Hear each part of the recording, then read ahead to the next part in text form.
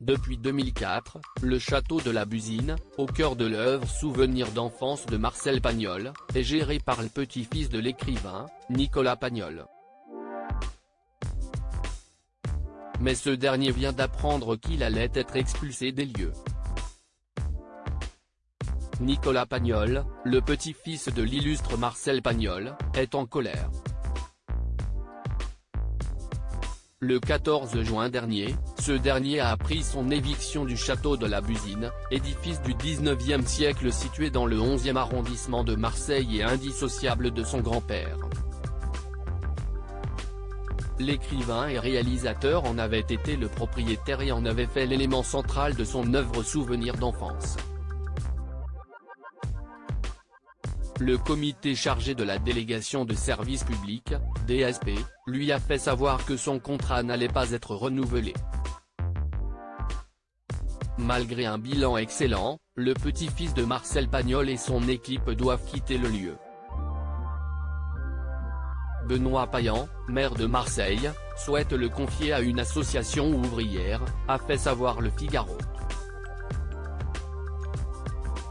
Cette décision est incompréhensible aux yeux de Nicolas Pagnol, qui revendique un bilan très favorable. La fréquentation aurait été multipliée par 8 en 5 ans et 13 000 enfants seraient accueillis chaque année pour des ateliers qui rencontrent un franc succès.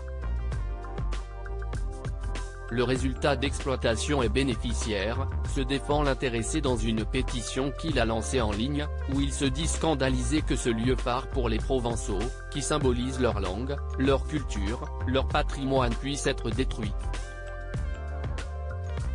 Nicolas Pagnol annule une manifestation mais l'affaire a pris un tournant auquel il ne s'attendait pas. Plusieurs personnalités politiques ont tenté de s'emparer du sujet, en relayant notamment de fausses informations. Ne voulant pas de récupération politique, Nicolas Pagnol a donc annulé une manifestation qui devait se tenir le 23 juin prochain et a mis les points sur les i via ses réseaux sociaux. Le château ne sera pas transformé en centre d'accueil ni en centre social mais en centre d'éducation populaire par le cinéma, a tenu à rectifier le petit-fils de Marcel Pagnol face à de fausses rumeurs colportées. Parviendra-t-il à garder la gestion de l'édifice qu'il gère depuis 2004 ? Affaire à suivre.